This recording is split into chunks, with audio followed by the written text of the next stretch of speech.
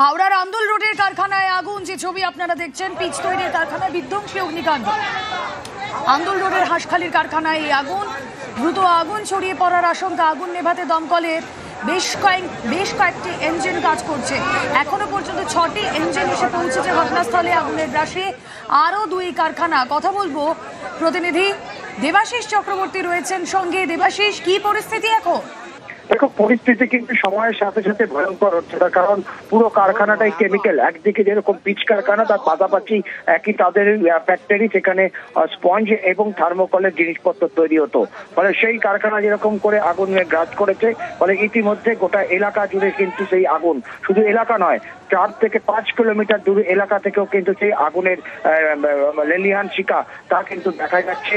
এবং মুহু বিস্ফোরণ যেটা জানা যাচ্ছে যে সেখানে যে ট্যাঙ্কি, অর্থাৎ যে কেমিক্যাল ট্যাঙ্ক, সেগুলি কিন্তু একের পর এক ব্লাস্ট হচ্ছে।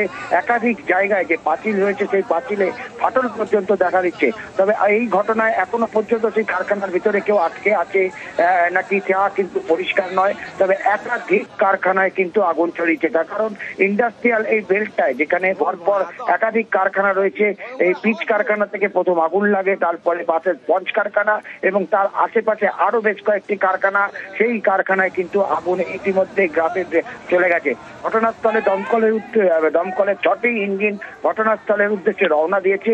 এখন 2টো ইঞ্জিন কাজ করলো, আরো ইঞ্জিন যেগুলি রাস্তায় রয়েছে। কলকাতা থেকে কিন্তু ইঞ্জিনের জন্য অ্যাপ্লাই করা হয়েছে। হাওড়া ফায়ার ব্রিগেডের তরফ থেকে কলকাতা ফায়ার সার্ভিসের সঙ্গে যোগাযোগ করে সেখান থেকে দমকলের আরো গাড়ি সেখানে নিয়ে আসা হচ্ছে। সেখানে পর্যাপ্ত অগ্নি নির্বাপন ব্যবস্থা ছিল না।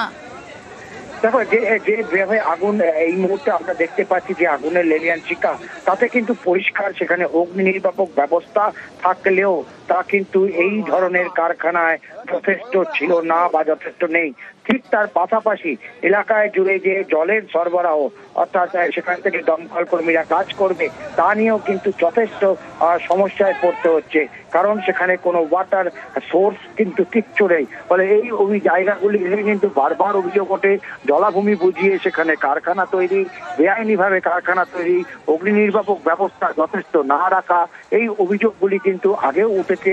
আর এই ঘটনার পর আরো সরব হচ্ছে সেখানকার মানুষজনেরা, তার কারণ তারা রীতিমতো আতঙ্কিত। যেভাবে একের পর এক অয়েল ট্যাঙ্ক অথবা কেমিক্যাল ট্যাঙ্ক যা বিস্ফোরণ হচ্ছে, তাতে কিন্তু আশেপাশে বেশ কিছু বাড়িঘরও কিন্তু ক্ষতি হতে পারে।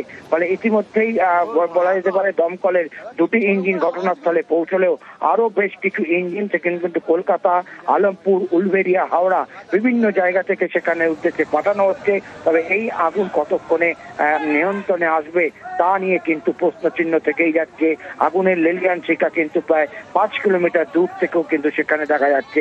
একদিকে কালো ধোঁয়া, অন্যদিকে বিস্ফোরণে আতঙ্কিত আন্দুল রোড এলাকা সংলগ্ন মানুষজনেরা। আগুন যাতে ছড়িয়ে না পড়ে সেই ব্যবস্থা করা হয়েছে। ইতিমধ্যে আমরা দেখছি দমকলের বেশ কয়েকটি ইঞ্জিন ঘটনাস্থলে রয়েছে। পিচ তৈরির কারখানায় বিধ্বংসী আগুন, আন্দুল রোডের হাঁসখালির কারখানায় আগুন। একটু জানতে চাইবো দেবাশিসের থেকে। দেবাশিস, এই কারখানার আশেপাশে কি রয়েছে? তার কারণ দ্রুত আগুন যদি ছড়িয়ে পড়ার আশঙ্কা থাকে, তাহলে তো আরো বড়সড় কোনো বিপত্তি হতে পারে।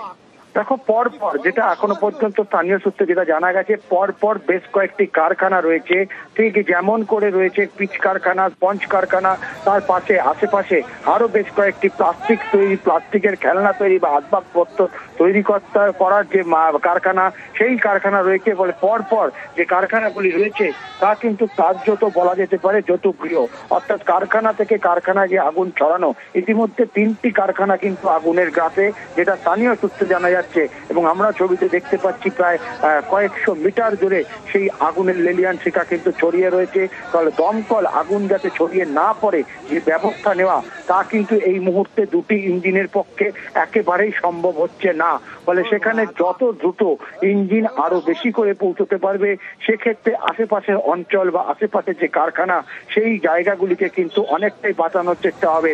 যেটা আমরা জানতে পারছি, একটি কিন্তু স্লাম এরিয়া রয়েছে এই কারখানার পাশে, রয়েছে। মূলত যারা এই কারখানাগুলিতে কাজ করে, যে শ্রমিকরা, তারা সেখানে কিন্তু থাকে। ফলে সেই এলাকায় যদি নতুন করে আবার আগুন ছড়ায় তাহলে কিন্তু বড় সড় প্রাণহানির ঘটনাও ঘটতে পারে। তবে এখনো পর্যন্ত পুলিশ সূত্রে যা খবর, তাতে কোনো প্রাণহানি বা হতাহতের খবর তাদের কাছে নেই, বা কেউ নিখোঁজ সেটারও কিন্তু খবর নেই।